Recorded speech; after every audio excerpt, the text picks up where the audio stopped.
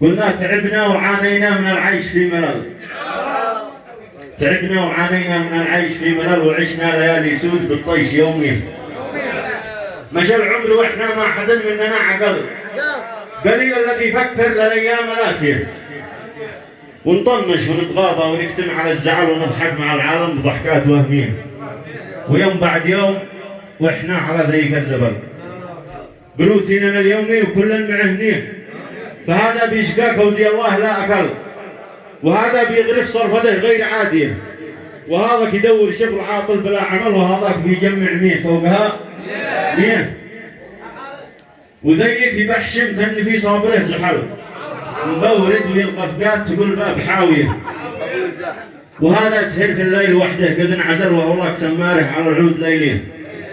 قالوا ذي بالهوى تعذب وذي عايشه الغزل لان المحب كل من هو بوادي. قال لا اي حين عنجز وحيد بلا امل واش اخرتها والنتيجه النهائيه. تعال يا عزب فكر ودور معي الحل. وايش الذي يعيشك في رفاهيه؟ قسم ما حدا يرتاح الا اذا احتفل. ويلقى الحبيب وينام باحضان دافيه. فليش لا تزوج شخص قد دينه يكتمل؟ لان الزواج هي رجل صدق ثانيه. تحس الحنان والعطف والحب والخجل، تحس اهتمام وخوف وتشعر بحنيه وتسمر مع خلك وتتبادل القبل وتطعم حلال الله حقك بحريه.